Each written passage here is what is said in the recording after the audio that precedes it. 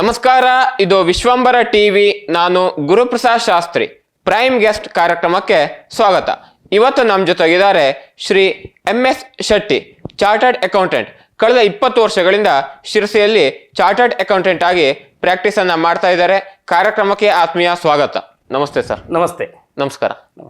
ಪ್ರಿಯ ವೀಕ್ಷಕರೇ, ಈ ವಿಡಿಯೋನ ನೋಡೋದಕ್ಕೂ ಮೊದಲು ನಮ್ಮ ಚಾನೆಲ್ ಅನ್ನ ಇನ್ನು ಸಬ್ಸ್ಕ್ರೈಬ್ ಮಾಡ್ಕೊಂಡಿಲ್ಲ ಆದ್ರೆ ತಕ್ಷಣವೇ ಸಬ್ಸ್ಕ್ರೈಬ್ ಮಾಡ್ಕೊಳ್ಳಿ. ಹಾಗೆ ವಿಡಿಯೋ ಇಷ್ಟ ಆಗಿದ್ರೆ ಶೇರ್ ಮಾಡಿ. ಸರ್, ತಾವು ಕಳೆದ ಒಂದು 20 ವರ್ಷಗಳಿಂದ ಶಿರಸಿಯಲ್ಲಿ ಚಾರ್ಟರ್ಡ್ ಅಕೌಂಟೆಂಟ್ ಆಗಿ ಪ್ರಾಕ್ಟೀಸನ್ನು ಮಾಡ್ತಾ ಇದ್ರಿ. ನಿಮ್ಮ ದೃಷ್ಟಿಯಲ್ಲಿ ಈಗ CA, CS, CWS, ಈಗ CMA ಅಂತ ಕರೀತಾರೆ, ಅಂತ ಪ್ರೊಫೆಷ್ನಲ್ ಕೋರ್ಸ್ಗಳ ಅವಶ್ಯಕತೆ ಯಾಕಿದೆ ಅಂತ ಅನ್ಸುತ್ತೆ? ಈಗ ವೃತ್ತಿಪರ ಕೋರ್ಸ್ ಅಂತ ನಾವು ಬಂದರೆ ಅಕೌಂಟ್ಸ್, ಫೈನಾನ್ಸ್ ಇರ್ಬೋದು, medical, engineering, architectural, pharmacy, agriculture and fashion design R any designing. ಇಲ್ಲಿ ಅಕೌಂಟ್ಸ್ ಮತ್ತು ಫೈನಾನ್ಸಿಗೆ ಸಂಬಂಧಪಟ್ಟು ಈಗ ಒಂದು ಪ್ರೀಮಿಯರ್ ಇನ್ಸ್ಟಿಟ್ಯೂಟ್ ಏನಿದೆಯೋ ಅದರಲ್ಲಿ ಚಾರ್ಟರ್ಡ್ ಅಕೌಂಟೆನ್ಸ್ ಇರ್ಬೋದು, ಕಂಪನಿ ಸೆಕ್ರೆಟರಿ ಇರ್ಬೋದು, ಕಾಸ್ಟ್ ಆ್ಯಂಡ್ ಮ್ಯಾನೇಜ್ಮೆಂಟ್ ಅಕೌಂಟ್, ಇವು ಮೂರೂ ಸಹ ವೃತ್ತಿಪರ ಕೋರ್ಸ್ ಇದೆ ಫೈನಾನ್ಸ್ ಆ್ಯಂಡ್ ಅಕೌಂಟ್ಸಲ್ಲಿದೆ. ಈ ಮೂರೂ ಕೋರ್ಸ್ಗಳನ್ನು ಮೂರು ಇನ್ಸ್ಟಿಟ್ಯೂಟ್, ಈಗ CA ಅನ್ನು the Institute of Chartered Accountants of India New Delhi, ಮತ್ತು CMA ಅನ್ನು the Institute of Cost Accountants of India, ಮತ್ತು ಕಂಪನಿ ಸೆಕ್ರೆಟರಿಯನ್ನು the Institute of Company Secretaries of India. ಇವು ಮೂರು ಒಂದು ವರ್ಲ್ಡಲ್ಲಿ ಲಾರ್ಜೆಸ್ಟ್ ಅಕೌಂಟಿಂಗ್ ಅಥವಾ finance and secretarial compliance cost accounting body ಅಂತ ನಾವು ಹೇಳ್ತೇವೆ. ಓಕೆ. ಈಗ ಈ ಕೋರ್ಸ್ಗಳನ್ನು ಏನಾಗ್ತದೆ ಅಂತ ಹೇಳಿದ್ರೆ, ಈ ವೃತ್ತಿಪರ ಎಸ್ಪೆಷಲಿ CA, CS, CMA ಅಂದ ಕೂಡಲೇ ಈ ನಮ್ಮ ಸುತ್ತಮುತ್ತಲ ಜನರಲ್ಲಿ ಒಂದು ಕಬ್ಬಿಣದ ಕಡಲೆ ಕಷ್ಟ, ಕ್ರ್ಯಾಕ್ ಮಾಡೋದು ಕಷ್ಟ ಅನ್ನುವಂಥದ್ದು. ನಿಜವಾಗಿ ನಮ್ಮ ಮನದ ದೃಷ್ಟಿಯಲ್ಲಿ ಏನಿರಬೇಕು ಅಂದರೆ ಮೈಂಡ್ ಸೆಟ್, ನಿಜವಾಗಿ ಪ್ರೊಫೆಷ್ನಲ್ ಕೋರ್ಸ್ ಕಷ್ಟನೇ. ಅದನ್ನು ಫಸ್ಟ್ ನಾವು ಅಕ್ಸೆಪ್ಟ್ ಮಾಡಬೇಕು, ಅಡಾಪ್ಟ್ ಮಾಡ್ಕೊಳ್ಬೇಕು. ಕಷ್ಟ ಹೌದು, ಆದರೆ ಕ್ರ್ಯಾಕ್ ಮಾಡದೇ ಇರುವಂಥ ಕಷ್ಟ ಅಲ್ಲ. ಇಲ್ಲಿ ನಮಗೆ ಮತ್ತೇನಾಗಬೇಕು ಅಂತ ಹೇಳಿದ್ರೆ, ನಾವೇನು ಹೇಳ್ತೇವೆ ಡ್ರೀಮ್ ಅಂತ ನಾವು ಹೇಳ್ತೇವೆ. ನಮ್ಮಲ್ಲಿ ಒಂದು ಕನಸು ಇರಬೇಕು. ಆ ಕನಸು ಒಂದೇ ಇರ್ದಲ್ಲ, ಆ ಕನಸನ್ನು ನನಸಾಗಿ ನಾವು ಪರಿವರ್ತಿಸಬೇಕು. ಈಗ ನಾವು ಡ್ರೀಮ್ ಏನು ಹೇಳ್ತೇವೋ, dream, determination, dedication, hard work and perseverance ಅಂತ ನಾವು ಹೇಳ್ತೇವೆ. ಅಂದರೆ ಕನಸಿರಬೇಕು, ಒಳ್ಳೆ ಹಾರ್ಡ್ ವರ್ಕ್ ಮಾಡೋ ಜೊತೆಗೆ ನಮ್ಮನ್ನು ನಾವು ಸಮರ್ಪಣೆ ಮಾಡ್ಕೊಳ್ಬೇಕು. ಯಾವಾಗ ನಮ್ಮನ್ನು ನಾವು ಸಮರ್ಪಣೆ ಮಾಡ್ಕೊತೇವೋ ನಮ್ಮ ಸಂಕಲ್ಪ ಅವಾಗ ಈಡೇರ್ತದೆ ಅನ್ನುವಂಥದ್ದು. ಆವಾಗ ನಮಗೆ ಅಲ್ಲಿಂದ ರಿಸಲ್ಟ್ ಬರ್ತದೆ. ಈ ಪರ್ಸಿವರೆನ್ಸ್ ಅಂದರೆ ಕಠಿಣ ಶ್ರಮ, ಹಾರ್ಡ್ ವರ್ಕ್ ಇದ್ದರೂ ಮತ್ತು ಅಂದರೆ ಅವಿರತ ಪ್ರಯತ್ನ ಬೇಕೆನ್ನುವಂಥದ್ದು. ಇವು ಎಲ್ಲವನ್ನೂ ನಾವು ಇಟ್ಕೊಂಡಾಗ, ಸೊ ಯಾವುದೇ ಕೋರ್ಸ್ ಇರಲಿ, ಯಾವುದೇ ನಾವು ಕಾಂಪಿಟೇಟಿವ್ ಎಕ್ಸಾಮ್ಸ್ ಯಾವುದೇ ತೊಗೊಂಡ್ರು ಅದನ್ನು ಕ್ರ್ಯಾಕ್ ಮಾಡೋದು, ಅದು ಪಾಸ್ ಆಗಲಿಕ್ಕೆ ಅಬ್ಸಲ್ಯೂಟ್ಲಿ ಏನೂ ತೊಂದರೆ ಇಲ್ಲ. ಪ್ರಥಮ ಹಂತದಲ್ಲೇ ಪಾಸ್ ಆಗಲಿಕ್ಕೂ ಸಹ ಏನೂ ತೊಂದರೆ ಇಲ್ಲ. ಆದರೂ ನಮ್ಮ ಸುತ್ತಮುತ್ತಲಲ್ಲಿ ಏನಾಗ್ತಾ ಇದೆ ಯಾಕೆಂದರೆ, ಈ ಇತ್ತೀಚಿನ ದಿನಗಳಲ್ಲಿ ಈ ಉತ್ತರ ಕನ್ನಡ ಇರ್ಬೋದು, ದಕ್ಷಿಣ ಕನ್ನಡ ಇರ್ಬೋದು, ಈ ಮೂರೂ ಕೋರ್ಸ್ಗಳಿಗೆ ಜಾಸ್ತಿ ಜನ ಬರ್ತಾ ಇದ್ದಾರೆ. ರಿಸಲ್ಟ್ ಚೆನ್ನಾಗಿದೆ. ಮತ್ತೊಂದು ಮಗಲಲ್ಲಿ ಫೇಲ್ಯೂರ್ನೇ ಸ್ವಲ್ಪ ಜನರು ಇದ್ದಾರೆ. ಅವ್ರ ಬಗ್ಗೆ ನಾವೇನು ಮಾಡಬೇಕಂದ್ರೆ, ಹೇಗೆ ಅವರು ಬರಬೇಕು, ಅದನ್ನು ಕಂಪ್ಲೀಟ್ ಮಾಡಬೇಕು, ಸಕ್ಸಸ್ಫುಲಿ ಕಂಪ್ಲೀಟ್ ಯಾವ ರೀತಿ ಮಾಡಬೇಕು ಅನ್ನುವಂಥದ್ದು ಈಗ ನಮಗೆ ಒಂದು ಚಾಲೆಂಜಿಂಗ್ ಆಗ್ತಾ ಇದೆ. ಓಕೆ ಸರ್, ಈಗ ಬಾಕಿ ಕೋರ್ಸ್ಗಳಿಗೆ ಕಂಪೇರ್ ಮಾಡಿದ್ರೆ, ಈಗ CA, CS, CW ಅಥವಾ ಈ ಥರ ಪ್ರೊಫೆಷ್ನಲ್ ಕೋರ್ಸ್ಗಳಲ್ಲಿ ಒಂದು 100 ಜನ ಪರೀಕ್ಷೆ ಬರೆದ್ರು ಅಂತ ಇಟ್ಕೊಂಡ್ರೆ ಒಂದು ಪಾಸಿಂಗ್ ಪರ್ಸೆಂಟೇಜ್ ಒಂದು 10ರಿಂದ 15, ನಿಯರ್ಲಿ ಅಂದರೆ ನಾರ್ಮಲಿ CAಗಳದ್ದು 5 to 20% ಅಂತ ಹೇಳ್ತಾರೆ. ಈ ಕಳೆದ ಬಾರಿ ನೀವೇ ಹೇಳಿದಂತೆ 13.52% ಪಾಸಿಂಗ್ ಪರ್ಸೆಂಟೇಜ್ ಇದೆ. ಹಾಗಾಗಿ ಇಷ್ಟು ಕಡಿಮೆ ಪರ್ಸೆಂಟೇಜ್ ಯಾಕಿರುತ್ತೆ? ಒಂದನೇದು. ಎರಡನೇದು, ಈ ಪ್ರಿಪ್ರೇಷನ್, ಯಾರೊಬ್ಬರು ಪ್ರೊಫೆಷ್ನಲ್ ಕೋರ್ಸಿಗೆ ಪ್ರಿಪ್ರೇಷನ್ ಮಾಡ್ತಿದ್ದಾರೆ ಅಂದರೆ ಪ್ರಿಪ್ರೇಷನ್ ಯಾವ ಥರ ಇರಬೇಕು? ಈಗ ಒಂದು ಪರ್ಸೆಂಟೇಜ್ ಯಾಕೆ ಕಡಿಮೆ ಅನ್ನುವಂಥದ್ದು, ಈಗ ನೋಡಿ, ಒಂದು ಆರ್ಥಿಕ ವ್ಯವಸ್ಥೆಯನ್ನು ನಿಭಾಯಿಸುವಂಥ ಕೋರ್ಸ್ಗಳಿದು ಟೋಟಲ್. ಇದರಲ್ಲಿ ಏನಿರ್ತದೆ ಅಂದರೆ, ನಮ್ಮದು ಡಿಮಾಂಡ್ ಮತ್ತು ಸಪ್ಲೈ ಅಂತ ಹೇಳ್ತಾರೆ. ಯಾವತ್ತೂ ಬೇಡಿಕೆಗಿಂತ ಹೆಚ್ಚಿಗೆ ಪೂರೈಕೆ ಆದಾಗ ಅದರದ್ದು ಬೆಲೆ ಕಡಿಮೆ ಆಗ್ತದೆ. ಯಾವತ್ತೂ ನಮಗೆ ಈಗ ನಾವು ಆರ್ಥಿಕದಲ್ಲಿ ಕೆಲವು ನೋಡ್ತೇವೆ, ಅಂದರೆ ಡಿಮಿನಿಷಿಂಗ್ ಮಾರ್ಜಿನಲ್ ಯುಟಿಲಿಟಿ ಅಂತ ನಾವು ಹೇಳ್ತೇವೆ. ಅಂದರೆ ಯಾವುದನ್ನು ಎಷ್ಟು ಪ್ರಮಾಣದಲ್ಲಿ ಬೇಕೋ ಅದಕ್ಕಿಂತ ಕಡಿಮೆನೇ ತಿಂದರೆ ಅದ್ರದ್ದು ಟೇಸ್ಟ್ ಜಾಸ್ತಿ ಅನ್ನುವಂಥದ್ದು. ಈಗ ನಮ್ಮ ಸಪ್ಲೈಗಿಂತ ಜಾಸ್ತಿ ಡಿಮಾಂಡ್ ಆದಲ್ಲಿ ಅದ್ರ ಬೆಲೆ ಇರೋದಿಲ್ಲ. ಎಷ್ಟು ಅಗತ್ಯ ಇದೆಯೋ, ಎಷ್ಟು ಬರ್ತಾ ಇದ್ದಾರೋ ಸ್ಟೂಡೆಂಟ್ಸ್, ಎಷ್ಟು ಬರ್ತಾ ಇದ್ದಾರೋ, ಇವತ್ತಿನ ಸ್ಥಿತಿಗೆ ಎಷ್ಟು chartered account, company secretary, cost accountant ಎಷ್ಟು ಬರಬೇಕು ಅಷ್ಟನ್ನು ಒಂದು ರಿಸಲ್ಟ್ ಕೊಡುವಂಥದ್ದು ಇದೆ. ಮತ್ತು ಕೊಡುವಾಗ ರಿಸಲ್ಟ್ ಕ್ವಾಲಿಟಿ ರಿಸಲ್ಟ್ ಕೊಡ್ತಾ ಇದೆ. ಇವ ಬಂದ ಅಂದರೆ ಒಬ್ಬ ಪಕ್ಕಾಗಿ ಹೊರಗೆ ಬರ್ತಾನೆ ಅನ್ನುವಂಥದ್ದು. ಆ ಒಂದು ದೃಷ್ಟಿಯಲ್ಲಿ ರಿಸಲ್ಟ್ ಕಡಿಮೆ ಇರುವಂಥದ್ದು. ಮತ್ತೊಂದು ಪ್ರಶ್ನೆ ನೀವು ಕೇಳಿದ್ರಿ, ಓಕೆ, ಅದು ಏನದು Preparation ಪ್ರಿಪರೇಷನ್ ಯಾವ ರೀತಿ ನಮ್ಮಲ್ಲಿ ಪ್ರಿಪರೇಷನ್ ಯಾವ ರೀತಿ ಇರ್ಬೇಕು ನಾನು ಹೇಳಿದ್ನಲ್ಲ. ಸೊ ನಮ್ಮ ಈ ಏನು ಡೆಟರ್ಮಿನೇಷನ್ ಇದ್ದಾಗ ಡೆಡಿಕೇಶನ್ಸ್ ಯಾವ ರೀತಿ ಇರ್ಬೇಕು, ಹಾರ್ಡ್ ವರ್ಕ್. ಇಲ್ಲಿ ಏನಿದೆ ಪ್ರಾಯಶಃ ಈಗ ನಾವು SWOT ಅನಾಲಿಸಿಸ್ ಅಂತ ನಾವು ಹೇಳ್ತೇವೆ. ಸ್ಟ್ರೆಂತ್, ನಮ್ಮ ಸಾಮರ್ಥ್ಯ ಏನು, ನಮ್ಮ ವೀಕ್ನೆಸ್ ಏನು, ಅಪಾರ್ಚುನಿಟೀಸ್ ಏನು, ಮತ್ತು ಥ್ರೆಟ್ಸ್ ಯಾವ ರೀತಿ, ಭೀತಿ ಯಾವ ರೀತಿ ಇದೆ ಅಂತ ಈ ಸಾಮರ್ಥ್ಯದಲ್ಲಿ ಇದು ಸ್ಟ್ರೆಂತಿಗೆ ನಾವು ಬಂದ್ರೆ ಇಲ್ಲಿ ಕೋರ್ಸ್ನ ಇದು ಆರ್ಥಿಕವಾಗಿ ಕಡಿಮೆ ವೆಚ್ಚದಲ್ಲಿ ಮುಗಿಯುವಂತ ಕೋರ್ಸ್. ಇಲ್ಲಿ ಬೇಕಾಗುವಂತದ್ದು ಹಾರ್ಡ್ ವರ್ಕ್, ಡೆಡಿಕೇಶನ್ಸ್ ಬೇಕಾಗುವಂಥದ್ದು. ಹಣಕಾಸಿನಲ್ಲಿ ಬಂದ್ರೆ ಕಡಿಮೆ, ಅಂದ್ರೆ ಒಂದು ಕೋರ್ಸ್ ಮುಗಿಲಿಕ್ಕೆ ಇವತ್ತು ಮ್ಯಾಕ್ಸಿಮಮ್ ಅಂದ್ರೆ 1 ರಿಂದ 1.5 2 ಲಕ್ಷದವರೆಗೆ ಸೊ ಈ ಕೋರ್ಸ್ಗಳನ್ನ ಮುಗಿಸಿ ಇವತ್ತಿನ ತುಟ್ಟಿ ಯುಗದಲ್ಲೂ ಈ ಕೋರ್ಸನ್ನ ಮುಗಿಸಿ ಹೊರಗಡೆ ಬರ್ಬೋದು. ಇದು ಈ ಕೋರ್ಸ್ ಇರುವಂತ ಒಂದು ಸ್ಟ್ರೆಂತ್. ಜೊತೆಗೆ ಇಲ್ಲಿ ಸಿದ್ಧತೆ ಬಂದಾಗ ನಾವು 4 ರೀತಿಯಲ್ಲಿ ಸಿದ್ಧತೆಯನ್ನು ನಾವು ಡಿವೈಡ್ ಮಾಡಬಹುದು. ಒಂದನೇದು ಎಕ್ಸಾಮಿಗೆ ಸಿದ್ಧತೆ ಮಾಡುವಂಥದ್ದು, ಎರಡನೇದು ಎಕ್ಸಾಮ್ ಪೂರ್ವದಲ್ಲಿ, ಎಕ್ಸಾಮ್ ದಿನದಲ್ಲಿ, ಮತ್ತೊಂದು ಎಕ್ಸಾಮ್ ನಂತರದಲ್ಲಿ ಅನ್ನುವಂಥದ್ದು. ಈ ಎಕ್ಸಾಮ್ ಪೂರ್ವದಲ್ಲಿ ಮಾಡುವಾಗ ಏನ್ ರೀತಿ ಮಾಡ್ಬೇಕಂದ್ರೆ ಈ ಸಬ್ಜೆಕ್ಟ್ ಫಸ್ಟ್ ಏನು ಹೇಳಿದ್ರೆ ನಮ್ಮ mind set, positive mind set ಇರಬೇಕು ನಮ್ಮಲ್ಲಿ. ಈ ಎಕ್ಸಾಮನ್ನು ನಾವು ತಗೊಳ್ತಾ ಇದ್ದೇನೆ ಕೋರ್ಸನ್ನು, ಫಸ್ಟ್ ಯಾರೋ ಹೇಳಿದ್ರಂತಲ್ಲ ನಾನು ಇದನ್ನು ಮಾಡ್ತೇನೆ, ಒಮ್ಮೆ ನಾನು ತಗೊಳ್ತೇನೆ ಅಂತ ಬಂದರೆ ಇದರಿಂದ ನಾನು ಹೊರಗೆ ಬರ್ತೇನೆ ಅನ್ನುವಂಥದ್ದು ಛಲ, ಅಚಲತೆ, ದೃಢ ನಂಬಿಕೆಯಿಂದ ನಾವು ಅಲ್ಲಿ ನಿಲ್ಬೇಕಾಗ್ತದೆ.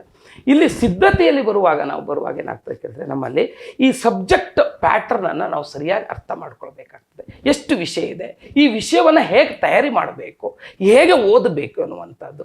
ಈ ಸ್ಟಡಿ ಮಟೀರಿಯಲ್ಸ್ ಇನ್ಸ್ಟಿಟ್ಯೂಟ್, ಈಗ 3 ಇನ್ಸ್ಟಿಟ್ಯೂಟ್ ಸ್ಟಡಿ ಮಟೀರಿಯಲ್ಗಳಿರ್ತವೆ. ಆ ಸ್ಟಡಿ ಮಟೀರಿಯಲ್ಗಳನ್ನು ಓದೋ ಜೊತೆಗೆ ಸಬ್ಜೆಕ್ಟ್ಗಳು, ಇಲ್ಲಿ ಎಲ್ಲ ಸಬ್ಜೆಕ್ಟ್ಗಳಿಗೆ ಈಕ್ವಲ್ ಇಂಪಾರ್ಟೆನ್ಸ್ ಕೊಡಬೇಕು.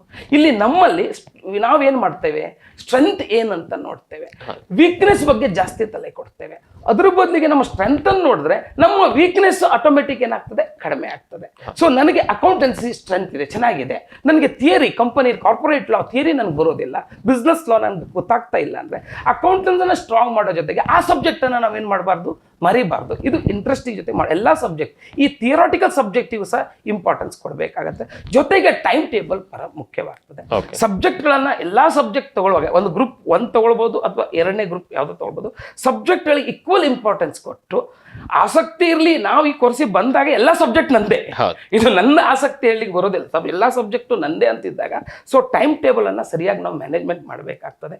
ಕನಿಷ್ಠ ಈ CA ಎಕ್ಸಾಮೇ ಓದ್ತಾ ಇರುವಾಗ ಅಂದರೆ ಕನಿಷ್ಠ 15 ರಿಂದ 18 16 ತಾಸಾದರೂ ಸತತವಾದ ಅಭ್ಯಾಸ, ನಿರಂತರವಾದ ಅಭ್ಯಾಸಗಳು ಬೇಕಾಗ್ತದೆ. ಆ ಟೈಮ್ ಟೇಬಲ್ ಸ್ಟಿಕ್ ಆನ್ ಇರಬೇಕು, ನಾವು ಅದನ್ನು ಬಿಡಬಾರ್ದು.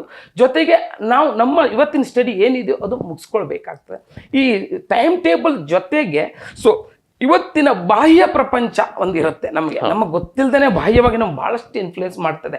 ನಾವು 2000ನೇ ಇಸ್ವಿಯಲ್ಲಿ ಕಲಿಯುವುದಕ್ಕೂ ಈಗ 2024ರಲ್ಲಿ ಭಾಳಷ್ಟು ವ್ಯತ್ಯಾಸಗಳಿವೆ. ಈಗ ಮೊಬೈಲ್ಗಳಿರ್ಬೋದು ಅಥವಾ ಹೊರ ಜಗತ್ತು ನಾವು ಹೇಳುತ್ತೇವೋ ಅದಕ್ಕೆ ಜಾಸ್ತಿ ನಾವು ಸಮಯ ಕೊಡದೆ ನನ್ನ 3 ವರ್ಷ ಅಥವಾ 4 ವರ್ಷ ತಪಸ್ಸು ಇದೇ ನನ್ನ ಜಗತ್ತು ಹೇಳಿ, ಇಲ್ಲಿ ನಾನು ಒಮ್ಮೆ ಹೊರಗೆ ಬಂದ ಮೇಲೆ ಸಂಪೂರ್ಣ ಜಗತ್ತು ನನಗಲ್ಲಿ ಓಪನ್ ಇದೆ, ನನ್ನ ಜಗತ್ತು. ಎರಡನ್ನೂ ಒಮ್ಮೆಲೆ ನಾವು ಮಾಡ್ಲಿಕ್ಕೆ ಆಗೋದಿಲ್ಲ. ಸೊ ಆದ್ದರಿಂದ ಹೊರ ಜಗತ್ತಿನ ಹೊರಗಡೆ ಬಂದ ಜೊತೆಗೆ ನಾವು ಓದುವಾಗ ಸ್ಟೂಡೆಂಟ್ಸ್ ಏನು ಮಾಡಬೇಕು, ಸತತ ಓದುವಾಗ ಯಾವ ಸಬ್ಜೆಕ್ಟ್ ಹೇಗೆ ಓದಬೇಕು ಅನ್ನುವಂಥದ್ದು. ಈ ಪ್ರಾಕ್ಟಿಕಲ್ ಸಬ್ಜೆಕ್ಟ್ಸ್ ಇರ್ತವೆ 3 ಅಕೌಂಟೆನ್ಸಿ ಇರ್ಬೋದು, ಫೈನಾನ್ಷಿಯಲ್ ಮ್ಯಾನೇಜ್ಮೆಂಟ್ ಹೇಳ್ತೀವೋ, ಕಾಸ್ಟ್ ಅಕೌಂಟಿಗೋ, ಈ ಪ್ರಾಕ್ಟಿಕಲ್ ಸಬ್ಜೆಕ್ಟ್ ಈಗ ಸೈನ್ಸಿಗೆ ಬಂದರೆ ಮ್ಯಾಥಮೆಟಿಕ್ಸ್, ಇವುಗಳನ್ನು ಬಿಡಿಸ್ಬೇಕು, ಓದೋದಲ್ಲ.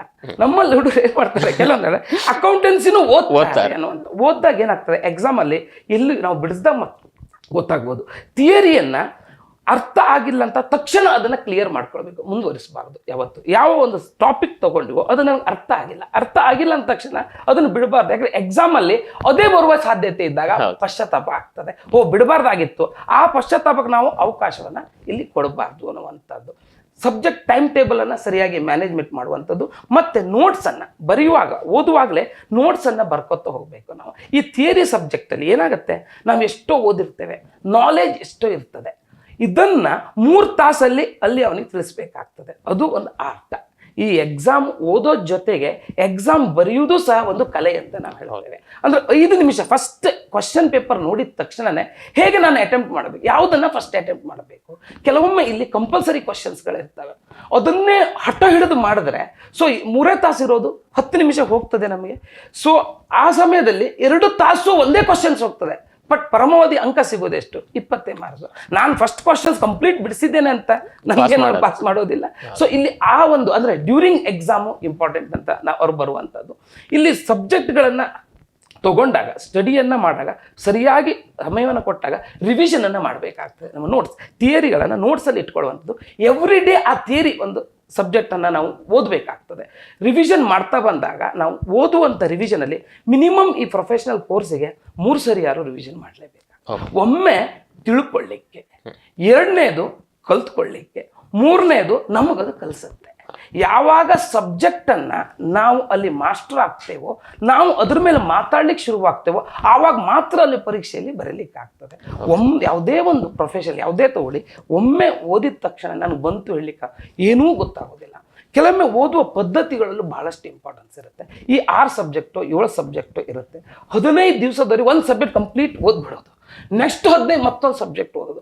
ಆ 1.5 ತಿಂಗಳಲ್ಲಿ ಒಂದು ಸಬ್ಜೆಕ್ಟ್ ಮುಗಿಸಿ ಬಂದಿದ್ದು ಮರ್ತು ಹೋಗ್ತದೆ.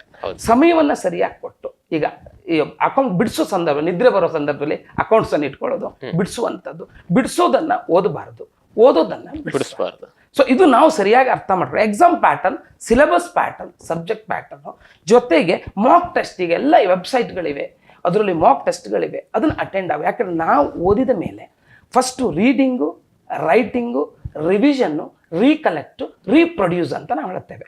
5R ಅಂತ ಹೇಳ್ತೇವೆ. ಅಂದರೆ ಈಗ ರೀಕಲೆಕ್ಟ್ ಮಾಡಿಕೊಂಡು ನಾವು ರಿವಿಷನ್ ಮಾಡಿದ್ದು ಸರಿ ಆಯ್ತೋ ಇಲ್ವೋ ಅದು ತಿಳ್ಕೊಳ್ಬೇಕಿದ್ರೆ ನಾವೇನು ಮಾಡಬೇಕು ಅಂದರೆ ಮಾಕ್ ಟೆಸ್ಟನ್ನು ಅಟೆಂಡ್ ಆಗಬೇಕು. Suggested answers, institute suggested answer ಹಿಂದಿನ ಪಾಸ್ಟ್ ಕ್ವಶನ್ಸ್ ಪೇಪರ್ ಬಿಡಿಸ್ಕೊಂಡಾಗ ಆವಾಗ ಗೊತ್ತಾಗುತ್ತೆ ನಾನು ಓದಿದ್ದು ಸರಿ ಇದೆಯಾ, ಅಲ್ಲಿ ಏನೋ ನಮ್ಗೆ ಗೊತ್ತಾಗಿಲ್ಲ, ಮತ್ತೆ ಅದನ್ನು ಪುನಃ ಏನು ಮಾಡಬೇಕು, ಓದಿಕೊಂಡು ಅಲ್ಲೇ ಶಾರ್ಟ್ ಕಮಿಕ್ಸ್ ಏನು ಹೇಳ್ತೇವಲ್ಲ ಅದನ್ನು ನಾವು ತಿದ್ದುಪಡಿ ಮಾಡ್ಕೊಳ್ಬೇಕಾಗ್ತದೆ. ಇವಿಷ್ಟು ಮಾಡ್ಕೊಂಡಾಗ ಇವು ಎಕ್ಸಾಮ್ ಹಿಂದಿನ ಇದು ದಿವಸ, ಎಕ್ಸಾಮ್ ದಿನದಲ್ಲಿ ಸುಮ್ಮನೆ ನಾವು ಕುತ್ಕೊಂಡು ಏನು ಮಾಡಬೇಕು, ರೀಕಲೆಕ್ಟ್ ಮಾಡಬೇಕು, ಓದ್ಲಿಕ್ಕೆ ಹೋಗೋದಲ್ಲ. ಎಷ್ಟೋ ಹುಡುಗರು ಇರ್ತಾರೆ ಎಕ್ಸಾಮ್ ಹಾಲ್ ಬರುವವರೆಗೂ ಅವರು ಒಂದು ಹೊಸ ಕ್ವಶನ್ಸ್ ಅನ್ನು ಓದೋದು. ಆವಾಗ ಏನಾಗುತ್ತೆ, ಮೈಂಡ್ ಕನ್ಫ್ಯೂಷನ್ ಶುರುವಾಗುತ್ತೆ. ಏನು ಒಳಗಡೆ ನಾವು ಸಿದ್ಧತೆ ಇರೋದಿಲ್ಲ. ಅರ್ಧ ಗಂಟೆ ಪೂರ್ವದಲ್ಲಿ ಎಕ್ಸಾಮಿಗೆ ಎಲ್ಲ ನಮ್ಮ ಕ್ಯಾಲ್ಕುಲೇಟ್ರು, ಪೆನ್ಸಿಲ್ ಎಲ್ಲ ತಗೊಂಡು ಹೋಗಿ ಅರ್ಧ ಗಂಟೆ ನಾವು ಓದಿದ್ದನ್ನು ರೀಕಲೆಕ್ಟ್ ಮಾಡ್ಕೊಳ್ಬೇಕಾಗತ್ತೆ. ಆ ರೀಕಲೆಕ್ಟ್ ಮಾಡಿದ್ದನ್ನು ನಾವು ಬಂದಿದ್ದನ್ನು ರೀಪ್ರೊಡ್ಯೂಸ್ ಮಾಡಬೇಕು ಅಂತ ಹೇಳ್ತೇವೆ. ಅಲ್ಲಿ ನೋಡ್ಬೇಕು ಅಂದರೆ 5 ನಿಮಿಷದಲ್ಲಿ ಫಸ್ಟ್ 5 ಮಿನಿಟ್ಸು ಎಕ್ಸಾಮಿನರನ್ನು ನಾವು ಅಟೆನ್ಷನನ್ನು ಮಾಡಬೇಕಾಗತ್ತೆ. ಕೊನೆ ಫಸ್ಟ್ ನಾವೇನು ಬರೀತೇವೋ ಅವನಿಗೆ, ಸೊ ಈ ಮನುಷ್ಯನಿಗೆ ಸರಿಯಾಗಿ ಗೊತ್ತಿದೆ, ವಿಷಯದಲ್ಲಿ ತಜ್ಞತೆ ಇದೆ, ತುಂಬ ಹುಷಾರಿದ್ದೇವೆ, ಬಟ್ ಬರೀಲಿಲ್ಲ ಅಂದರೆ ಮಾರ್ಕ್ಸ್ ಕೊಡೋದೆ. ನಾವು ಹುಷಾರಿದ್ದೇನೆ ಅಂದರೆ ಬರೀಬೇಕಾಗ್ತದೆ. ಸೊ ಬರೆಯುವುದು ಸಹ ಒಂದು ಕಲೆ. ಓದ್ತಾ ಬರಿತಾ ಹೋದರೆ ನಮ್ಮ ಹ್ಯಾಂಡ್ ರೈಟಿಂಗ್ ಏನಾಗುತ್ತೆ, ಸ್ಪೀಡ್ ಆಗ್ತಾ ಇರುತ್ತೆ. ಅದು ಎರಡು ಕೆಲವೊಮ್ಮೆ ಏನೂ ಬರೆಯೋದಿಲ್ಲ, ಎಕ್ಸಾಮ್ ದಿವಸ ಹೋಗಿ ಅಲ್ಲೂ ಬರೀಲಿಕ್ಕೆ ಪ್ರಯತ್ನ ಮಾಡಬಾರ್ದು. ಅಷ್ಟೇ ಸ್ಪೀಡ್ ನಮ್ಗೆ ಗೊತ್ತಿರೋದನ್ನು ಮನಸ್ಸು ಭಾಳ ಸ್ಪೀಡಲ್ಲಿ ಹೇಳ್ತದೆ, ಮೈಂಡ್ ಅದನ್ನು ಬರೆಯುವಂಥದ್ದು ಇರಬೇಕು. ಎಕ್ಸಾಮ್ ನಂತರನೂ ಅಂದರೆ ಇವತ್ತೊಂದು ಪೇಪರ್ ಮುಗೀತು, ನಾಳೆ ಅಥವಾ ನಾಡಿದ್ದು ಪೇಪರ್ ಇದೆ, ಇವತ್ತಿನ ಪೇಪರಲ್ಲಿ ಕೆಲವೊಂದು ಕ್ವಶನ್ ಸರಿ ಆಗಿಲ್ಲ, ಆವಾಗ ನಾವೇನು ಮಾಡಬೇಕು, ಅದ್ರ ಬಗ್ಗೆ ಚಿಂತನೆ ಮಾಡಬಾರ್ದು, ನಾಳಿನ ಪೇಪರ್ ಸಿದ್ಧತೆಯನ್ನು ಮಾಡ್ಬೋದು. We should accept. ಏನು ಮಾಡ್ಬೇಕಂದ್ರೆ ಇವತ್ತು ಏನಾಗಿದೆ, ನನ್ನ ಪೇಪರ್ ಒಂದು ಸರಿ ಇಲ್ಲ, ನಾಳಿನ ಪೇಪರ್ ಅದು ಮಾರಕ ಮಾಡಬಾರ್ದು. ಅದನ್ನು ಆ ಒಂದು ಪ್ರೌಢಿಮೆಯನ್ನು ನಾವು ಬೆಳೆಸ್ಕೊಳ್ಬೇಕು, ಆ ಒಂದು ಮನಸ್ಥಿತಿಯನ್ನು ನಾವು ಬೆಳೆಸ್ಕೊಳ್ಬೇಕಾಗತ್ತೆ. ಇವತ್ತಿನ ಪೇಪರ್ ಸರಿ ಇಲ್ಲ ಹೇಳಿ ನೆಕ್ಸ್ಟ್ 2 ಪೇಪರ್ಸನ್ನು ಯಾವತ್ತೂ ನಾವು ಹಾಳು ಮಾಡ್ಕೊಳ್ಬಾರ್ದು. ಆ ಮನಸ್ಥಿತಿಯಲ್ಲಿ ಹೋದಾಗ ಅದರ ನಂತರದ ಎಕ್ಸಾಮ್ ನಂತರದಲ್ಲೂ ಇವು 4 ಅಂಶಗಳನ್ನು ಸರಿಯಾಗಿ ಪಾಲನೆ ಮಾಡಿದ್ರೆ ಈ ಕ್ರ್ಯಾಕ್ ಮಾಡೋದು, ಫಸ್ಟ್ ಅಟೆಂಪ್ಟಲ್ಲೇ ಕ್ರ್ಯಾಕ್ ಮಾಡೋದು ನಾವು ಹೇಳ್ತೀವಲ್ಲ, ಪಾಸ್ ಮಾಡೋದು ಖಂಡಿತವಾಗಿಯೂ ಕಷ್ಟವಲ್ಲ. ಓಕೆ, ಭಾಳ ಚೆನ್ನಾಗಿ ಅದನ್ನ ಒಂದು ಹೇಳಿದ್ರಿ. ಈ ನೀವೇನು ಹೇಳಿದ್ರಿ ಈಗ ಅಂದರೆ CA ಇರ್ಬೋದು, CMA, CS ಈ ಕಾಂಪಿಟೇಟಿವ್ ಎಕ್ಸಾಮ್ಗಳಲ್ಲಿ ಫೇಲ್ಯೂರ್ ಹೇಳೋದು ಕಾಮನ್. ಅಂದರೆ ಫೇಲ್ಯೂರ್ ಇಲ್ಲದೆ ಗೆಲ್ಲುವಂಥವ್ರ ಸಂಖ್ಯೆ ಪ್ರಮಾಣ ಕಡಿಮೆ. ಹಾಗಾಗಿ ಈಗ ಯಾವುದೋ ಒಂದು ಪರೀಕ್ಷೆ ಮೊದಲನೇ ಅಟೆಂಪ್ಟಲ್ಲಿ ಫೇಲ್ಯೂರ್ ಆಯಿತು, ಅದನ್ನು ಒಬ್ಬ ವ್ಯಕ್ತಿ ಅಥವಾ ವಿದ್ಯಾರ್ಥಿ ಯಾವ ರೀತಿ ಸ್ವೀಕಾರ ಮಾಡಬೇಕು, ಅವ್ನ ಮೈಂಡ್ ಸೆಟ್ ಹೇಗಿರ್ಬೇಕು? ಅದೇ ಈ ಕೋರ್ಸಿಗೆ ಬರುವಾಗಲೇ ನಾವು ಹೇಳ್ಬೋದು ಅಂದರೆ ಸೋಲು ಗೆಲುವು ಎರಡನ್ನು ತಗೊಳ್ತೇನೆ. ಮೈಂಡ್ ಸೆಟ್ ಏನಿರಬೇಕು ಅಂದರೆ ಯೂಶ್ವಲಿ ನಮಗೆ ಸೋಲನ್ನು ಕಲಿಸುತ್ತೆ. ನಮಗೆ ಸೋಲೆ ಗೆಲುವಿನ ಸೋಪಾನ ಅಂತ ನಾವು ಹೇಳ್ತೇವೆ. ಈ ಫೇಲ್ಯೂರ್ ಆದ ತಕ್ಷಣ ಜಗತ್ತೇನು ಮುಳುಗೋಗಿಲ್ಲ. ಯಾಕೆ ಕೇಳಿದ್ರೆ ಈ ಕಾಂಪಿಟೇಟಿವ್ 3 ಎಕ್ಸಾಮ್ ವರ್ಷಕ್ಕೆ 2 ಬಾರಿ ಆಗ್ತವೆ. ಜೀವನದಲ್ಲಿ ಒಂದೇ ಪರೀಕ್ಷೆ ಅಲ್ಲ, ಜೀವನದ ಪರೀಕ್ಷೆ ಬೇರೆ ಇದೆ.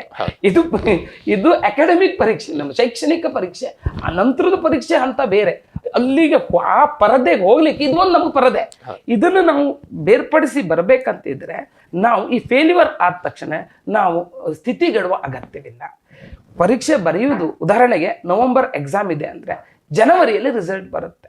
ಜನವರಿವರೆಗೂ ನಾವು ಪಾಸ್ ಆಗಿರ್ತೀವಿ ಅನ್ನುವಂಥ ಒಂದು ಸರಿ ಬರೀದೇ ಇದ್ರು ಒಂದು ಕಡೆ ಕಾನ್ಫಿಡೆನ್ಸ್ ಇರುತ್ತೆ, ಏನೋ ಕಾನ್ಫಿಡೆನ್ಸ್ ಇದ್ರು ಓವರ್ ಕಾನ್ಫಿಡೆನ್ಸ್ ಇರುತ್ತೆ, ನಾ ಪಾಸ್ ಆಗ್ಬೋದು, ಗೊತ್ತಾಗೋದು ಜನವರಿಯಲ್ಲಿ. ಸ್ವಲ್ಪ ಸಮಾಧಾನ ಇದ್ರೆ ಮೇ ಮತ್ತೊಂದು ಪರೀಕ್ಷೆ ಬರ್ತದೆ ಇಲ್ಲಿ. ಅಂದ್ರೆ ಯಾವತ್ತೂ ಧೃತಿಗೆಡಬಾರ್ದು, ಮುಗ್ದೇ ಹೋಯ್ತು ನನ್ನ ಜೀವನ ಅಂತಲ್ಲ. ಕೇವಲ 3 ತಿಂಗಳಲ್ಲೇ ಮತ್ತೆ ಏನು 4 ತಿಂಗಳಲ್ಲಿ ಪರೀಕ್ಷೆ ಬರ್ತದೆ. ಪ್ರತಿ ಅಟೆಂಪ್ಟ್ ಅನ್ನು ಹೊಸ ಫ್ರೆಶ್ ಅಟೆಂಪ್ಟ್ ಅಂತ ತಗೊಳ್ಬೇಕು. ನಾ ಹಿಂದೆ ಇದು ಓದಿದ್ದೇನೆ ಇಲ್ಲ, ಯಾವ ಸಿಲೆಬಸ್ ಅಥವಾ ನಮ್ಮ ಬುಕ್ಕಿಂದ ಯಾವ ಪೇಜನ್ನು ನಾವು ತಿರುಗಿ ಹಾಕ್ಲಿಕ್ಕೆ ಬರೋದಿಲ್ಲ. ಪ್ರತಿಯೊಂದು ಇಂಪಾರ್ಟೆಂಟ್ ಅಷ್ಟು ತಿಳ್ಕೊಳ್ಬೇಕು. ಎಲ್ಲ ಸಬ್ಜೆಕ್ಟ್ಗಳಿಗೂ ನಾವು ಒತ್ತನ್ನು ಕೊಡಬೇಕು.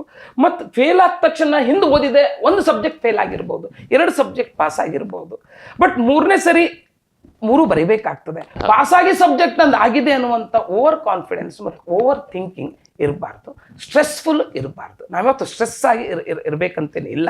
ಯಾಕಂದ್ರೆ ಪ್ರತಿಯೊಂದನ್ನು ಸ್ವೀಕಾರ ಮಾಡುವ, ಯಾವತ್ತು ಮನುಷ್ಯ ಫೇಲ್ಯೂರನ್ನು ಸರಿಯಾಗಿ ಸ್ವೀಕಾರ ಮಾಡ್ತಾನೋ ಅವನ ಹಿಂದೆ ಅದು ಸಕ್ಸಸ್ ಇದ್ದಿರ್ತದೆ.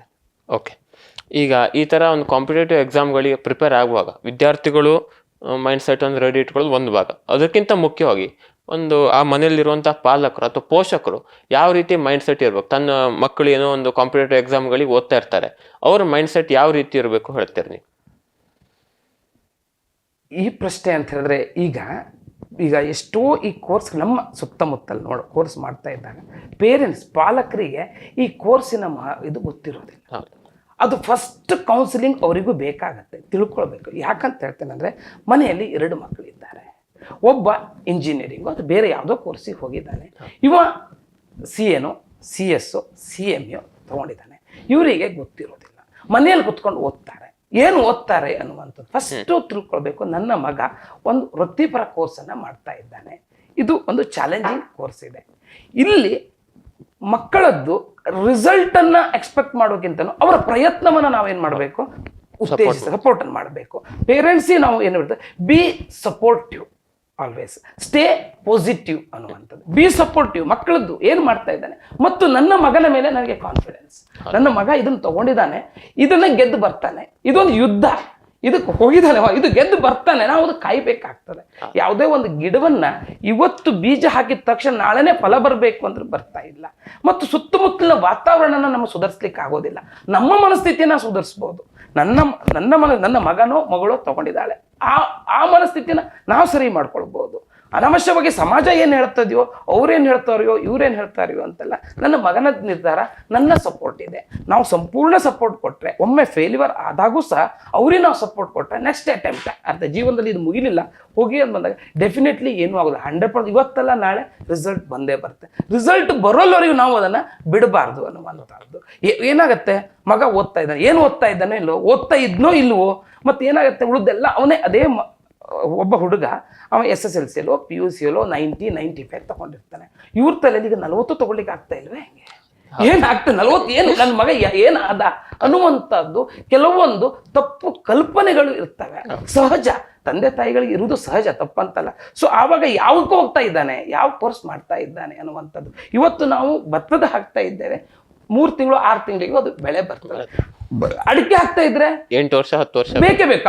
ಆ ಮನಸ್ಥಿತಿ ನಮ್ಮಲ್ಲಿ ಬೇಕು. ಇದು ಒಂದು ಈ ಏನ್ ಶಿಕ್ಷಣ ಅನ್ನೋದು ಒಂದು ರೈತನಿಗಿರುವಂಥದ್ದು, ರೈತ ಇರುವಂಥ ಅಷ್ಟು ಗುಣಗಳು ನಮ್ಮಲ್ಲಿ ಇಟ್ಕೊಳ್ಬೇಕಾಗ್ತದೆ.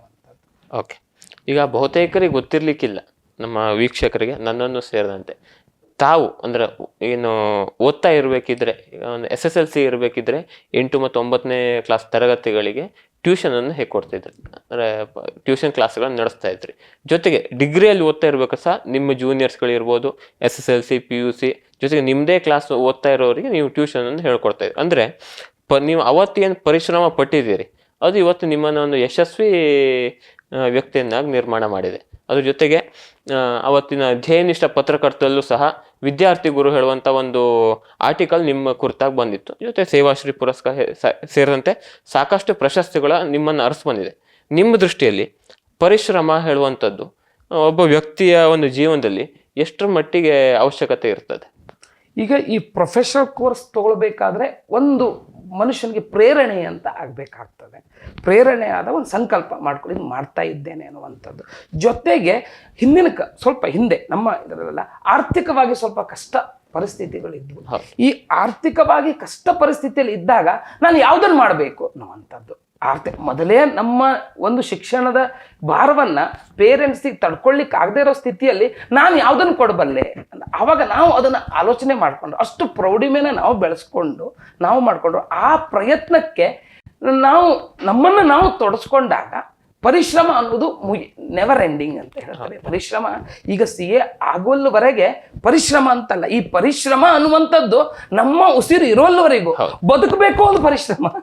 ಶ್ವಾಸ ಆಡ್ತೇವೆ. ಒಬ್ಬ ಪೇಷಂಟು ICU ಅಲ್ಲಿ ಮಲಗಿದಾಗ ಶ್ವಾಸ ಆಡ್ಲಿಕ್ಕೆ ಅವ ಪರಿಶ್ರಮ ಪಡ್ತಾ ಇದ್ದಾನೆ, ಬದುಕಲಿಕ್ಕೆ. ಅಂದ್ರೆ ಪರಿಶ್ರಮ ಅನ್ನೋದು ವಾಸ್ಟ್ ಡೆಫಿನೇಷನ್ ಇದೆ. ಅದರಲ್ಲಿ ಈಗ ಈ ವಿದ್ಯಾರ್ಥಿ ಜೀವನದಲ್ಲಿ ನಾವಿದ್ದಾಗ ಏನಿರ್ತೀವೋ ಅದು ಗೋಲ್ಡನ್ ಡೇಸ್ ಅಂತ ನಾವು ಹೇಳ್ತೇವೆ. ಈ ಏನು ನಾವು SSLC PUC ಇರ್ತೇವೋ ನಮ್ಮ ಜೀವನವನ್ನು ನಾವೇ ರೂಪಿಸ್ಕೊಳ್ಬೇಕು. ಇರ್ರೆಸ್ಪೆಕ್ಟಿವ್ ಆಫ್ ನಮ್ಮ ಸುತ್ತಮುತ್ತಲಿನ ಪರಿಸ್ಥಿತಿ ಇರ್ಬೋದು, ಯಾವುದೇ ರೀತಿ ಆರ್ಥಿಕ ಸೌಲಭ್ಯ ಇರ್ಬೋದು, ಅಥವಾ ನಾನು ಅದು ಯಾವುದೂ ಗಣನೆಗೆ ಬರೋದಿಲ್ಲ.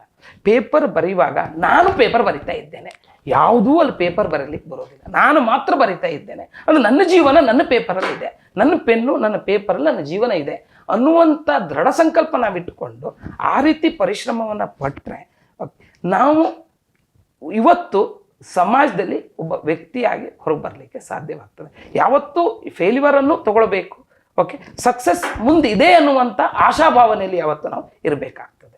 ಓಕೆ, ಈಗ ವರ್ಲ್ಡ್ ಇಕಾನಮಿ ಬಿಲ್ಡಿಂಗ್ ಇರುವ ಅಥವಾ ನೇಷನ್ ಬಿಲ್ಡಿಂಗಲ್ಲಿ ಈ ಪ್ರೊಫೆಷನಲಿಸ್ಟ್ CA CMA CWಗಳ ಪಾತ್ರ ಯಾವ ಥರ ಏನು ಅನ್ಸತ್ತೆ? ಈಗ ಈ 3 ಕೋರ್ಸ್ಗಳೇನಿದೆಯೋ CA CS CMA ಆ ಇನ್ಸ್ಟಿಟ್ಯೂಟ್ಗಳು ಈಗ ಪ್ರೆಸೆಂಟ್ ಸಿಲೆಬಸ್ ಆಗಲಿ ಅಥವಾ ಎಜುಕೇಷನ್ ಟ್ರೈನಿಂಗ್ ಸಿಸ್ಟಮನ್ನು ಇಂಟರ್ನ್ಯಾಷನಲ್ ಎಜುಕೇಷನ್ ಸ್ಟ್ಯಾಂಡರ್ಡು ಮತ್ತು ನ್ಯಾಷನಲ್ ಎಜುಕೇಷನ್ ಪಾಲಿಸಿ 2000 ಅದಕ್ಕೆ ತಕ್ಕಾಗಿ ಮಾಡ್ತಾ ಇವೆ. ಯಾಕಂದರೆ ಇವತ್ತಿನ ಭಾರತೀಯ ಚಾರ್ಟರ್ಡ್ ಅಕೌಂಟೆಂಟ್ ಇರ್ಬೋದು, ಕಂಪನಿ ಸೆಕ್ರೆಟರಿ ಇರ್ಬೋದು, ಕಾಸ್ಟ್ ಆ್ಯಂಡ್ ಮ್ಯಾನೇಜ್ಮೆಂಟ್ ಅಕೌಂಟ್ ಇರ್ಬೋದು, ಅಂತಾರಾಷ್ಟ್ರೀಯ ಮಟ್ಟದಲ್ಲಿ ಬೆಳಿಬೇಕು ಅನ್ನೋ ಅಂತಾರಾಷ್ಟ್ರೀಯ ಮಟ್ಟದಲ್ಲಿ ಗುರುತಿಸಿಕೊಳ್ಳುವಂಥ ಆ ಒಂದು ಮಟ್ಟದಲ್ಲಿ ಇಲ್ಲಿ ಸಿಸ್ಟಮ್ ಎಜುಕೇಷನ್ ಸಿಸ್ಟಮ್ ಇರ್ತದೆ. ಇವತ್ತು ಅಲ್ಲಿ ಏನಿದೆ ಅಂದರೆ ಇವತ್ತು ಚಾರ್ಟರ್ಡ್ ಅಕೌಂಟ್ ತೊಗೊಂಡು ಬಂದರೆ ಸೊ ಅವ್ರದ್ದು ಫೈನಾನ್ಷಿಯಲ್ ಸ್ಟೇಟ್ಮೆಂಟ್ಸನ್ನು ರೆಡಿ ಮಾಡೋದಿದ್ದು, ಅದನ್ನು ಅನಲಿಸ್ ಮಾಡೋದಿದ್ದು, ಅದನ್ನು ಸರ್ಟಿಫೈ ಮಾಡುವಂಥದ್ದು, ಟ್ಯಾಕ್ಸ್ ಪ್ಲ್ಯಾನಿಂಗನ್ನು ಕೊಡುವಂಥದ್ದು, ಟ್ಯಾಕ್ಸ್ ಕಂಪ್ಲೈನ್ಸನ್ನು ಕೊಡುವಂಥದ್ದು, ರೆಗ್ಯುಲೇಟರಿ ಕಂಪ್ಲೈನ್ಸನ್ನು ಮಾಡಿಬಿಟ್ರೆ ಇಲ್ಲಿ ಕಾಸ್ಟ್ ಅಕೌಂಟೆಂಟ್ ಬಂದರೆ ಕಾಸ್ಟಿಂಗ್ ರಿಡಕ್ಷನ್ ಯಾವ ರೀತಿ ಮಾಡೋದು, ಪ್ರೈಸಿಂಗನ್ನು ಒಂದು ಪ್ರಾಡಕ್ಟ್ ಯಾವ ರೀತಿ ಪ್ರೈಸನ್ನು ಇರ್ಬೋದು, ಓವರ್ ಆಲ್ ಅವ ಕಾಸ್ಟಿಂಗ್ ಅನಾಲಿಸಿಸನ್ನು ಮಾಡಿ ಕೊಡ್ತಾನೆ. ಕಂಪನಿ ಸೆಕ್ರೆಟರಿ ಬಂದರೆ ಒಂದು ಕಂಪನಿಗೆ ಕಾರ್ಪೊರೇಟ್ ಗವರ್ನೆನ್ಸನ್ನು ಹೆಂಗೆ ಇಟ್ಕೊಳ್ಬೋದು, ಸೆಕ್ರೆಟರಿಯಲ್ ಕಂಪ್ಲೈನ್ಸ್ಗಳನ್ನು ಯಾವ ರೀತಿ ಮಾಡ್ಬೋದು, ಮತ್ತು ಒಂದು ಅಲ್ಲಿನ ಎಲ್ಲ ಕಾನೂನುಗಳನ್ನು ಯಾವ ರೀತಿ ಪಾಲನೆ ಮಾಡ್ಬೋದು. ಇದೇ ರೀತಿ ಜಗತ್ತಲ್ಲಿ ಇವು 3 ಇರುವಂಥದ್ದು. ಇವು 3 ಸಲೀಸಾಗಿ ಹೋಗ್ಬೇಕಂತಿದ್ರೆ ಈ 3 ಕೋರ್ಸ್ಗಳು ಅಂದ್ರೆ ಜಗತ್ತಿನ ಆರ್ಥಿಕ ವ್ಯವಸ್ಥೆಗೆ ಪಾತ್ರವನ್ನು ವಹಿಸ್ತಾ ಇದೆ. ಇವತ್ತೇನಾಗಿದೆ, ಗ್ಲೋಬಲೈಸೇಷನ್ ನಾವೇನು ಹೇಳ್ತೇವೋ ಇವತ್ತು ಜಗತ್ತೇ ಒಂದಾಗಿದೆ. ನಮ್ಮ ಕೈಯಲ್ಲೇ ನಾವು ಇವತ್ತು ಕೈಯಲ್ಲೇ ಜಗತ್ತು ನೋಡ್ತಾ ಇದ್ದೇವೆ. ಆ ಒಂದು ಕಾಂಪಿಟೇಟಿವ್ ಈಗ ನೋಡಿ ಇವತ್ತೇನಾಗಿದೆ ಅಂದ್ರೆ ಆರ್ಟಿಫಿಷಿಯಲ್ ಇಂಟೆಲಿಜೆನ್ಸ್, ಕೃತಕ ಬುದ್ಧಿಮತ್ತೆಯನ್ನು ಹೇಳ್ತೇವೋ ಅದರಲ್ಲಿಯೂ ಸಹ ಈ ಪ್ರೊಫೆಷನಲ್ ಕೋರ್ಸ್ಗಳನ್ನ ಬೆಳವಣಿಗೆ ಬರ್ತಾ ಇದೆ. ನಮ್ಮ ಇನ್ಸ್ಟಿಟ್ಯೂಟ್ ಆಫ್ ಚಾರ್ಟರ್ಡ್ ಅಕೌಂಟ್ಸ್ ಇರುವವರು AI ಕೋರ್ಸ್ ಅನ್ನ ಮಾಡಿ ಸರ್ಟಿಫಿಕೇಟ್ ಕೋರ್ಸ್ ಈಗಾಗಲೇ ಪ್ರಾರಂಭ ಮಾಡಿದ್ದಾರೆ. CA chartered accountants AI course ಅಂತ ಇದೆ. ಸೊ ಇವರೆಲ್ಲದೂ ಮಾಡ್ತಾರೆ. ಯಾಕೆ ಕೇಳಿದ್ರೆ ಸೊ ಜಾಗತಿಕ ಮಟ್ಟದಲ್ಲಿ ಗುರುತಿಸ್ಕೊಳ್ಬೇಕು, ಜಾಗತಿಕ ಆರ್ಥಿಕ ವ್ಯವಸ್ಥೆಯಲ್ಲಿ ಕಾಂಟ್ರಿಬ್ಯೂಷನ್ ಕೊಡಬೇಕು ಅನ್ನುವಂಥದ್ದು. ಅಕೌಂಟ್ಸು, ಫೈನಾನ್ಸು, ರೆಗ್ಯುಲೇಟರಿ ಕಂಪ್ಲೈನ್ಸು ಇವಿಷ್ಟಕ್ಕೂ chartered accountants, company secretary, CMA ಪಾತ್ರ ಮಹತ್ತರದಾಗಿರ್ತದೆ. ಬಿಸ್ನೆಸ್ ವ್ಯಾಲ್ಯೂಯೇಷನ್ ಹಿಡಿದು ಬಿಸ್ನೆಸ್ ಒಂದು ಸಕ್ಸಸ್ಫುಲ್ ಆಗಿ ನಡಿಬೇಕು ಅಂತ ಆದರೆ ಸೊ ಇವು 3 ಬೇಕಾಗಿರ್ತವೆ, ಪಿಲ್ಲರ್ಸ್ ಅಂತ ನಾವು ಹೇಳ್ತೇವೆ. ಓಕೆ, ಈಗ ಈಗ ನಮ್ಮ ದೇಶದಲ್ಲೇ ಇವತ್ತಿನ ನೀಡ್ ಏನಿದೆ, CAಗಳಿರ್ಬೋದು, CW ಇರ್ಬೋದು ಅಥವಾ CS ಎಷ್ಟು ನೀಡ್ ಇದೆಯೋ ಅಷ್ಟರ ಮಟ್ಟಿಗೆ ಇವತ್ತಿನ ಸ್ಟೂಡೆಂಟ್ಸ್ಗಳು ಬರ್ತಾ ಇದ್ದಾರೆ ಈ ಫೀಲ್ಡಿಗೆ. ಈಗ ಪ್ರೆಸೆಂಟ್ ಈಗ CAದಲ್ಲಿ ಸ್ಟ್ಯಾಟಿಸ್ಟಿಕ್ಸ್ ತಗೊಳ್ಳಿಕ್ಕೆ ಹೋದ್ರೆ, ಸಂಖ್ಯೆಯನ್ನು ತಗೊಳ್ಳಿಕ್ಕೆ ಹೋದ್ರೆ ಅಂಕಿ ಅಂಶಗಳಲ್ಲಿ 4,72,000 ಜನ ಆಕ್ಟಿವ್ CAs ಇದ್ದಾರೆ. ಪ್ರಾಕ್ಟಿಸಿಂಗ್, ಹೌದು, ಪ್ರಾಕ್ಟಿಸಿಂಗ್ ಅಂದ್ರೆ ಪ್ರಾಕ್ಟಿಸಿಂಗ್ ಇಂಡಸ್ಟ್ರಿ ಎಲ್ಲ ಸೇರಿ ಟೋಟಲ್ ಆಕ್ಟಿವ್ ಮೆಂಬರ್ಸ್ ಅಂತ ನಾವು ಹೇಳ್ತೇವೆ. ಅದರಲ್ಲಿ COP ತಗೊಂಡವರು ಅಂದ್ರೆ ಪ್ರಾಕ್ಟೀಸ್ ಮಾಡ್ತಾರೆ ಅನ್ನುವಂಥದ್ದು. ನಂತರ 9,75,000 ಅಂದ್ರೆ ಸರಿಸುಮಾರು 10 ಲಕ್ಷದಷ್ಟು CAದಲ್ಲಿ ಸ್ಟೂಡೆಂಟ್ಸ್ ಇದ್ದಾರೆ. ಈ ಕಾಸ್ಟ್ ಅಕೌಂಟೆಂಟ್ಸ್ 1 ಲಕ್ಷಕ್ಕಿಂತ ಜಾಸ್ತಿ ಕಾಸ್ಟ್ ಅಕೌಂಟೆಂಟ್ಸ್ ಇದ್ದಾರೆ, ಕಾಸ್ಟ್ ಅಂಡ್ ಮ್ಯಾನೇಜ್ಮೆಂಟ್ ಅಕೌಂಟೆಂಟ್ಸ್ ಇದ್ದಾರೆ. 5 ಲಕ್ಷಕ್ಕೂ ಹೆಚ್ಚಿಗೆ ವಿದ್ಯಾರ್ಥಿಗಳು ಅಲ್ಲಿ ಇದ್ದಾರೆ. ಕಂಪನಿ ಸೆಕ್ರೆಟರಿ ಬಂದಾಗ 75,000ಕ್ಕಿಂತ ಹೆಚ್ಚಿಗೆ ಕಂಪನಿ ಸೆಕ್ರೆಟರೀಸ್ ಇದ್ದಾರೆ. 2 ಲಕ್ಷಕ್ಕಿಂತಲೂ ಹೆಚ್ಚಿಗೆ ವಿದ್ಯಾರ್ಥಿಗಳ ಸಮೂಹ ಇಲ್ಲಿದೆ. ಆದರೂ ಇವತ್ತಿನ ಒಂದು ಇಕಾನಮಿಯಲ್ಲಿ ಪ್ರಿಡಿಕ್ಷನ್ ಯಾವ ರೀತಿ ಇದೆ ಅಂದರೆ 2037ಕ್ಕೆ ಇನ್ನೂ 35 ಲಕ್ಷ ಚಾರ್ಟರ್ಡ್ ಅಕೌಂಟೆಂಟ್ಸ್ ಬೇಕು. ಓಕೆ, ಈಗ ಇರುವಂಥ chartered accounts, active chartered accounts ಎಷ್ಟು ಕೇಳಿದ್ರೆ 4,70,000 5 ಲಕ್ಷದ ಒಳಗಡೆ ಜನ ಇದ್ದೇವೆ. 37 ಪಟ್ಟು ಇನ್ನು 37ನೇ ಇಸ್ವಿ ಬೇಕು. ಕಂಪನಿ ಸೆಕ್ರೆಟರಿ ಇನ್ನು 5 ವರ್ಷಕ್ಕೆ 2 ಲಕ್ಷ ಕಂಪನಿ ಸೆಕ್ರೆಟರೀಸ್ ಬೇಕು. 2 ಲಕ್ಷಕ್ಕಿಂತ ಹೆಚ್ಚಿಗೆ ಕಾಸ್ಟ್ ಅಕೌಂಟೆಂಟ್ಸ್ ಬೇಕು. ಅಂದ್ರೆ ಡಿಮಾಂಡ್ ಇದೆ, ಪೂರೈಕೆ ಅದೇ ರೀತಿ ಕ್ವಾಲಿಟಿ ಕೊಡ್ತಾ ಇದ್ದಾರೆ, ಆ ಕ್ವಾಲಿಟಿಗೆ ಮ್ಯಾಚ್ ಆಗಿ ಕೊಡ್ತಾ ಇದ್ದಾರೆ. ಅರ್ಥ ನಿಜವಾಗಿ ಡಿಮಾಂಡ್ ಇದೆ. ಅದಕ್ಕೆ ನಮ್ಮಲ್ಲಿ ಈಗ ಯಾರು ಈಗ ಆಲ್ರೆಡಿ ಬಹಳಷ್ಟು ಅಟೆಂಪ್ಟ್ ಮಾಡಿ ಬೇಡ ಇದು ನನಗೆ ಆಗುದಿಲ್ಲ, ದಯವಿಟ್ಟು ಬಿಡಬೇಡಿ. ನೀವು ಬಂದು ಆಲ್ಮೋಸ್ಟ್ ಕೆಲವರಂತೂ ಒಂದು ಗ್ರೂಪ್ ಇದೆ, ಒಂದೇ ಗ್ರೂಪ್ ಎಲ್ಲ ಮುಗಿಸಿದ್ದಾರೆ, ಇಂಟರ್ಮೀಡಿಯೇಟ್ ಮುಗಿಸಿದ್ದಾರೆ, ಫೈನಲ್ ಅಲ್ಲಿ ಒಂದು ಗ್ರೂಪ್ ಇದೆ. ಹಿಂಜರಿಬೇಡಿ. ನಿಮ್ಮ ಜೀವನದ ಜೊತೆಗೆ ನೀವು ಕಲ್ತಿದ್ದನ್ನ ಮರಿಬೇಡಿ. ಒಮ್ಮೆ ನೀವು ಇದನ್ನ ಪಾಸ್ ಆಗಿ ಬಂದ್ರ ಮೇಲೆ ಹೊಸ ಜಗತ್ತು ನಿಮ್ಗೆ ಓಪನ್ ಆಗಿದೆ. ನೀವು ಈ ಏನ್ ಹೇಳ್ತೀವೋ ಈ ನೆಗೆಟಿವ್ ನಕಾರಾತ್ಮಕ ಭಾವನೆಯಿಂದ ಹೊರಗೆ ಬನ್ನಿ. ಒಂಥರ ಈ ತಾನು ಎಷ್ಟೋ ಬರೆದ್ರು ಪಾಸ್ ಆಗಿಲ್ಲ, ಅವಾಗ ಅವನಿಗೆ ಬೇಸರ, ಒಂದು ಕುಟುಂಬದಲ್ಲಿ ಹೊಂದಾಣೆ ಇದಾಗಿ ಬೇಸರ. ಈಗ ನೋಡಿ, ಈ CA ಬರಿತಾ ಇರ್ತಾರೆ, ವಯಸ್ಸು ಆಗ್ತಾ ಇರ್ತದೆ, ಪೇರೆಂಟ್ಸ್ಗಳಿಗೆ ತನಗೇನು ಆದ ಮತ್ತೆ ಮದುವೆ ಮಾಡಿಬಿಡ್ತಾರೆ. ಅವು ಮತ್ತು ಅವನಿಗೆ 2 ರೀತಿ, ಇಷ್ಟು ತನ್ನ ತಂದೆ ತಾಯಿಗಳಿಗೆ ಹೇಳಬೇಕು, ನಂತರ ಈಗ ಮನೆಯ ಹೌದು ಹೆಂಡತಿಗೆ ಹೇಳ್ಬೇಕು, ಅಥವಾ ಒಬ್ಬಳಿದ ಅವಳು ಗಂಡನಿಗೆ ಹೇಳ್ಬೇಕು, ಗಂಡನ ಮನೆಯವರಿಗೆ ಹೇಳ್ಬೇಕು. ಇದೆಲ್ಲ ಅವಳಿಗೆ ಚಾಲೆಂಜಿಂಗ್. ಆದ್ರೂ ಸಹ ಯಾವುದೂ ಸಹ ಮಾರಕವಲ್ಲ. ಎಷ್ಟೋ ಜನ ಇಲ್ಲಿ ಮದುವೆ ಆದ್ಮೇಲೂ CA ಆದವರು ಇದ್ದಾರೆ, ಮತ್ತು ಏಜ್ ರಿಸ್ಟ್ರಿಕ್ಷನ್ಸ್ ಇಲ್ಲ. ಹೌದು, 60 ವರ್ಷ ಆದವರು ಆಮೇಲೆ ರಿಟೈರ್ಡ್ ಆಗಿ CA ಆದವರು ಎಷ್ಟೋ ಜನ ಇದ್ದಾರೆ. ಆದ್ರೆ ಏನು ಬೇಕು ನಾ ಹೇಳದ್ನಲ್ಲ, ಹಾರ್ಡ್ ವರ್ಕ್, ಡೆಡಿಕೇಶನ್, ಡಿಟರ್ಮಿನೇಷನ್, ಇವು 3 ಮಂತ್ರ ನಾವು ಇಟ್ಕೊಂಡು ಹೋದ್ರೆ ಫಲ ನಿಶ್ಚಿತ. ಓಕೆ, ಒಟ್ಟಾರೆಯಾಗಿ ಈ CA, CMA, CSR ಯಾವುದೇ ರೀತಿ ಪ್ರೊಫೆಷನಲ್ ಕೋರ್ಸ್ ಇರ್ಬೋದು, ಒಟ್ಟಾರೆಯಾಗಿ ನೀವೇನು ಹೇಳಲಿಕ್ಕೆ ಬಯಸ್ತೀರಿ? ಒಂದು ಜಗತ್ತಿನಲ್ಲೇ ಗುರುತಿಸುವಂಥ ಗೋಲ್ಡನ್ ಅಪಾರ್ಚುನಿಟಿ ಅಂತ ನಾವೇನು ಹೇಳುತ್ತೇವೋ ಇರುವಂತಹ ಕೋರ್ಸ್ ಇದು. ಅರ್ಥ ಎಲ್ಲರಿಗೂ ಸಿಗುವಂಥದ್ದಲ್ಲ, ಯಾರು ಮಾಡಬೇಕು ಅಂತ ಬಯಸೋದು. ನೋಡಿ, ಇಲ್ಲಿ ಬರುವಾಗ ಎಲ್ಲ ಕಾಮರ್ಸ್ ಗ್ರ್ಯಾಜುಯೇಟ್ಸು ಅಥವಾ ಇವರು ಎಲ್ಲರೂ ಇಲ್ಲಿ ಬರ್ತಾರೆ ಅಂತ ಹೇಳಲಿಕ್ಕೆ ಆಗೋದಿಲ್ಲ. ಈ ಕೋರ್ಸನ್ನು ಸೆಲೆಕ್ಟ್ ಮಾಡುವವರೇ 5% ಜನ. ನೀವು ಈ ಕೋರ್ಸನ್ನು ಸೆಲೆಕ್ಟ್ ಮಾಡಿದ ಮೇಲೆ ಈ ಕೋರ್ಸನ್ನು ಕಂಪ್ಲೀಟ್ ಮಾಡಿ ಎನ್ನುವಂಥದ್ದು. ಸೆಲೆಕ್ಟ್ ಮಾಡುವವರೇ ಕಡಿಮೆ, 100% ಯಾರು ಬರುವುದಿಲ್ಲ. 100% ನೀವು 5% ಸೆಲೆಕ್ಟ್ ಮಾಡಿದಾಗ 5ರಲ್ಲಿ ಅಲ್ಲಿ 10% ಪಾಸ್ ಆಗಿ 90% ಹಿಂಜರಿಬೇಡಿ, ನೀವು ಮುನ್ನುಗ್ಗಿ ಇದಕ್ಕೆ ಬನ್ನಿ ಅನ್ನುವಂಥದ್ದು ಒಂದು ಆಶೆ. Always B positive. ಯಾವತ್ತೂ ಎಲ್ಲವನ್ನೂ ನಾನು ಎದುರಿಸ್ತೇನೆ, ಯಾವತ್ತೂ ಫಸ್ಟ್ ಅಟೆಂಪ್ಟಲ್ಲೇ ನಾನು ಪಾಸ್ ಆಗಬೇಕು. ಫಸ್ಟ್ ಅಟೆಂಪ್ಟಲ್ಲಿ ನೀವು ಸಿದ್ಧತೆ ಮಾಡಿ. ಈ ಫಸ್ಟ್ ಅಟೆಂಪ್ಟಲ್ಲಿ ಆಗಿಲ್ಲ ಅಂದರೆ ನೆಕ್ಸ್ಟ್ ಅಟೆಂಪ್ಟ್ ನಂದು ಬಿಟ್ಕೊಡ್ಬೇಡಿ. ನೆಕ್ಸ್ಟ್ ಅಟೆಂಪ್ಟು ನಿಮಗೆ ಫಸ್ಟ್ ಅಟೆಂಪ್ಟ್. ನೆಕ್ಸ್ಟ್ ಅಟೆಂಪ್ಟ್ ಅಂದ ಕೂಡಲೇ ರೋಲ್ ನಂಬರ್ ಬೇರೆ ಬರುವುದಿಲ್ಲ, ಪ್ರತಿ ರೋಲ್ ನಂಬರ್ ಹೊಸ ರೋಲ್ ನಂಬರ್ ನಿಮಗೆ. ಸೊ ಆ ಒಂದು ಪಾಸಿಟಿವ್ ಆಗಿ ಸಕಾರಾತ್ಮಕ ಭಾವನೆಯಲ್ಲಿ ಹೋದರೆ ಯಾವ ವೃತ್ತಿಪರ ಕೋರ್ಸು, ಕಾಂಪಿಟೇಟಿವ್ ಎಕ್ಸಾಮ್ಸ್ಗಳು ಕ್ರ್ಯಾಕ್ ಮಾಡ್ಲಿಕ್ಕೆ ಯಾವತ್ತೂ ಕಷ್ಟ ಇರೋದು. ಫಸ್ಟ್ ಮೈಂಡ್ ಸೆಟ್ ಇರಬೇಕಾಗ್ತದೆ, ಹಠ ಇರಬೇಕು, ಛಲ ಇರಬೇಕಾಗ್ತದೆ. ಇವತ್ತಿನ ಪ್ರೈಮ್ ಗೆಸ್ಟ್ ಕಾರ್ಯಕ್ರಮದಲ್ಲಿ ನಮ್ಮ ಜೊತೆ ಉಪಸ್ಥಿತರಿದ್ದು ಅಭಿಪ್ರಾಯ ಅನಿಸಿಕೆ ಹಂಚಿಕೊಂಡಿರುವ CA MS ಶೆಟ್ಟಿ ಇವರಿಗೆ ವಿಶ್ವಂಬರ TV ವತಿಯಿಂದ ಹೃತ್ಪೂರ್ವಕ ಕೃತಜ್ಞತೆಗಳನ್ನು ಸಲ್ಲಿಸ್ತಾ ಇದ್ದೇವೆ. ವಿಶ್ವಂಬರ TV ಕುರಿತಾಗಿ ಒಂದೆರಡು ಅನಿಸಿಕೆಯನ್ನು ಹಂಚ್ಕೋಬೇಕಂತ ಕೇಳ್ಕೊತೀನಿ. ಇವತ್ತು ವಿಶ್ವಂಬರ TV ಬೇರೆ ಬೇರೆ ಹಂತದಲ್ಲಿಯೂ ಪ್ರತಿ ದಿವಸ ತನ್ನ ನ್ಯೂಸ್ಗಳನ್ನು ಕವರ್ ಮಾಡೋ ಜೊತೆಗೆ ನನಗೆ ಇಷ್ಟವಾದ ವಿಷಯ ಅಂದರೆ ಈ ಅಕಾಡೆಮಿ ಶೈಕ್ಷಣಿಕವನ್ನು ಇವತ್ತು ಆಯ್ಕೆ ಮಾಡಿಕೊಂಡಿದೆ. ಇದರಿಂದ ಈ ಒಂದು ಎಪಿಸೋಡ್ ಇದರಿಂದ ನಮ್ಮ ಸುತ್ತಮುತ್ತಲಿನಲ್ಲಿ ಒಂದು 10 ಜನ ಒಂದು CA, CS, CMA ಆದರೆ ನಮಗೂ ಸಂತೋಷ. ಸೊ ವಿಶ್ವಂಬರ TVಗೂ ಅದರ ಕ್ರೆಡಿಟ್ ಸಲ್ತದೆ ಅಂತ ಹೇಳ್ತಾ ವಿಶ್ವಂಬರ TVಯ ಎಲ್ಲ ವೀಕ್ಷಕರಿಗೆ ನಮಸ್ಕಾರವನ್ನು ಹೇಳ್ತಾ ಸರ್ವೇ ಜನ ಸುಖಿನೋ ಭವಂತು. ಧನ್ಯವಾದ.